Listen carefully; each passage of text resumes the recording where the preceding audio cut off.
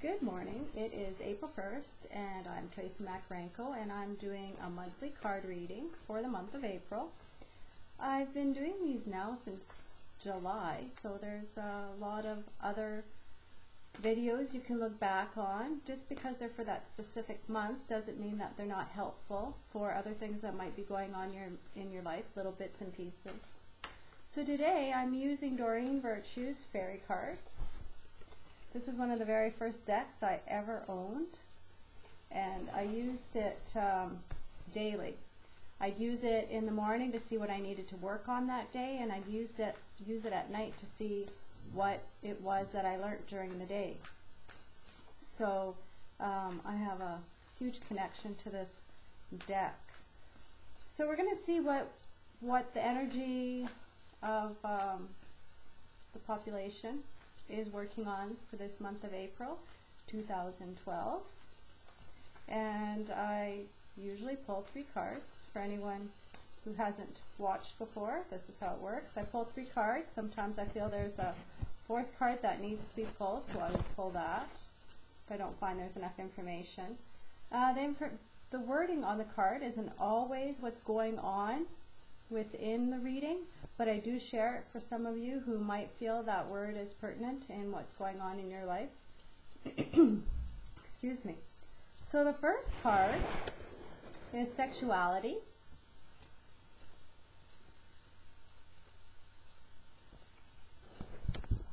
And the first thing that I notice in this card is that she's naked.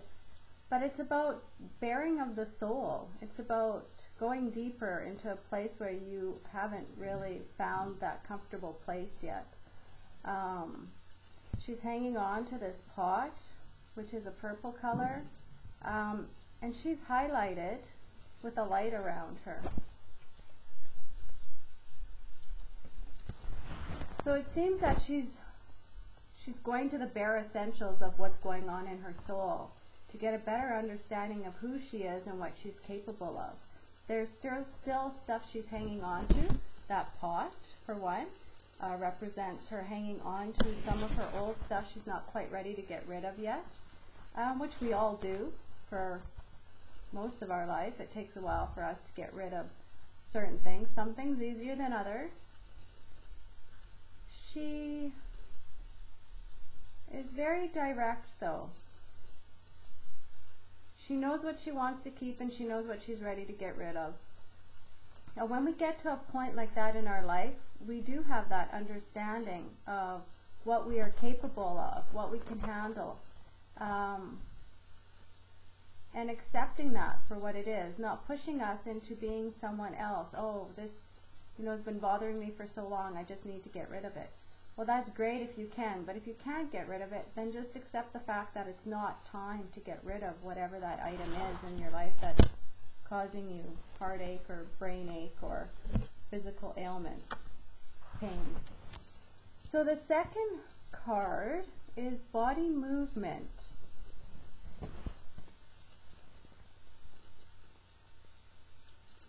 There's a lot of fairies dancing around.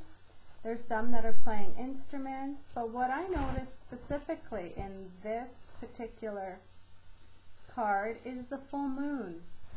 You'll see it right at the top, just peeking through. And the red. And this month of Aries new moon, red is a very important color, as I'm wearing red today as well. So if you have things red for this next cycle of the new moon, not the full moon, but the new moon that started last week, wear red. It'll give you that extra power you need to get things done. It'll probably help you to get through some of those items that maybe you're not able to move out and through right now, whether it's old memories or things you're ashamed of or embarrassed about that just keep coming up in your brain and you need to just cycle them through. Pull in that red color. Use that energy from whatever you're wearing that's red to help you move through this next month. And call on the fairies, because they seem to kind of shake things up. You can see that there's a lot of disbursement of energy around them, and they will come in and help you release things. I used their energy a lot when I was working with this deck to help me through things.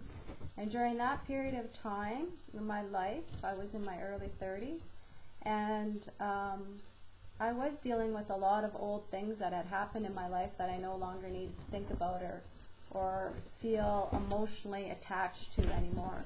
So I called in them a lot to help me release these thoughts and the patterning that was going on in my life. So the third card today is Stand Your Ground.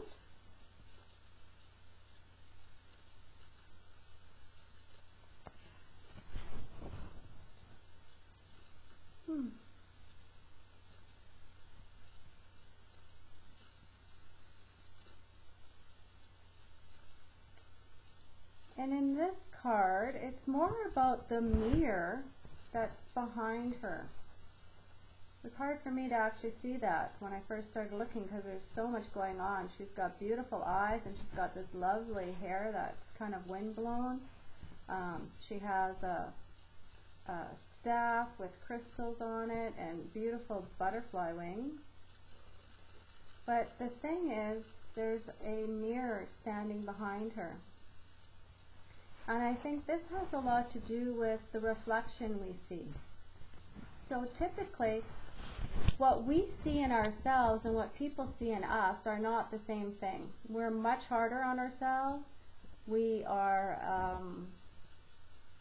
much harder on ourselves.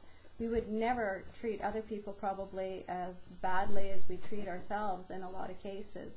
And so you need to really look in that mirror, and I mean physically, look in a mirror and look into your eyes and into your face and into your soul and see who you really are, and get an understanding of what that's all about, and not allow those stories in your head to take over and turn you into someone you are not, because those are just stories and they don't really make up your life. They're just a small part of your life that you're still hanging on to, that could be making you depressed or angry or vulnerable, definitely emotional in some sort of way. And it's important to start letting go of those stories, because they don't have to be our truths anymore. We can move into a different place and make new truths and new stories that are more accepting and helpful in our journey as a human being on this earth. So believe in yourself and believe there are good things about you, because there are, and let go of some of those other things that you no longer need. And I know it can be difficult, so if you have a holistic healthcare practitioner in your area, it's important to maybe go see them. Someone who does energy work and can help release the stress out of your mind and out of your body.